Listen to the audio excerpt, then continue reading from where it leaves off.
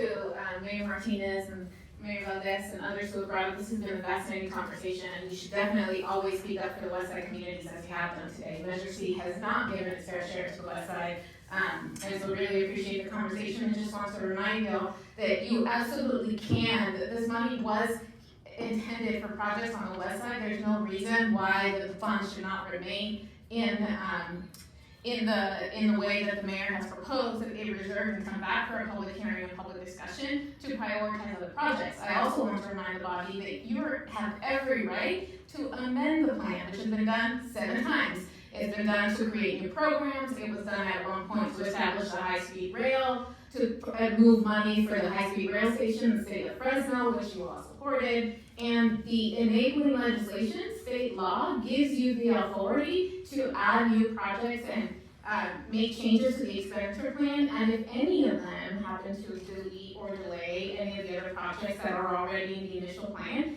you can still make the change, provided you have a public hearing and adopt a resolution initiating the amendment that specifically details the reason why the amendments are necessary relative to the conditions that are beyond the control of the authority. So you're in your right to make these changes and be able to do that, which this body and the Transportation Authority has done in the past. So I just wanted to share that so that the mayors are clear on sort of the authority that you have to be able to add and amend the plan and make sure that all Fresno County taxpayers benefit from a tax that we've all been contributing to since 1986. Thank you. Are there any other comments?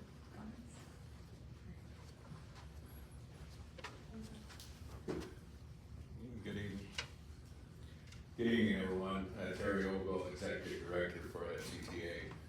I want to say, just on the record, FCTA is committed to the Westside cities, and we're committed to sticking up with committing to our commitment for the Westside cities. There's a couple things that you can do here. Is we can leave that $100 million that's on the table alone for right now and not take an action at all. That's one option that we can do right now, and then we can see what develops over the 3 projects that are currently in development, and see where that ends in about a year and a half, 2 years, to see what money is remaining. What we were trying to do by identifying these 4 projects is that if there was a nexus to I-5, that we could look at that $100 million, because it's $200 million underfunded, and we could get some sort of projects out on the west side, because the west side, what they've said here, the west side has been neglected as part of the measure. And so we were trying to get some projects out there onto the west side. The 3 projects that are in current development, I need to point those out. One of them is in construction. And so if you're proposing to pull money from a project that's in construction, I wouldn't advise that be done. The other one is a safety project on State Route 41 between Excelsior and Elkhorn. There's been many lives that have been lost in that stretch of highway, and Caltrans has gone out and put a temporary median barrier in the middle of that to prevent potential head-ons going forward.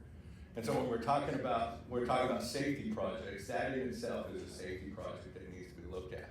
The third project is the project at American Avenue and 99, in the development of the interchange, which is a substandard, non-standard interchange at this time.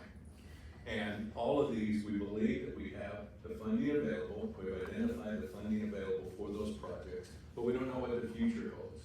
In the last 2 years, we have seen significantly increase in construction prices to go beyond what we have and originally anticipated.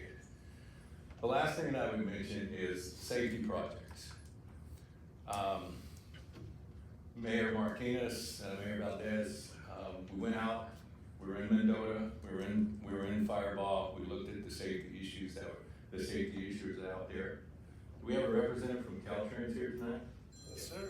I am not going to take Caltrans off hook for safety issues that are on State Route 33 and State Route 145 in these communities. If there are safety issues that are been identified, Caltrans needs to address those issues on their state highways. We have gone out and we have talked with Michael Navarro. We have stood out there and we've looked at these things. I am not gonna take Caltrans off the hook if there's a safety issue on their state highways. And so those need to be looked at as well. FCTA is committed. If Caltrans comes to the table with safety dollars, I will do everything that's in my power, and I will look for funding to help fund safety projects, because the last thing I want is a kid or a senior citizen to get run over on a state highway. But I'm not gonna take Caltrans off the hook. And so, Mayor Martinez, we were out there, we saw pedestrians walking across the street. I am committed to find money in FCTA to help prevent that, if Caltrans will come to the table. Mayor Valdez, we were out there in Firebaugh. One of the streets is not a state highway, the other one is a state highway. I am committed, FCTA. We will look for money, try to find money, if Caltrans will come to the table.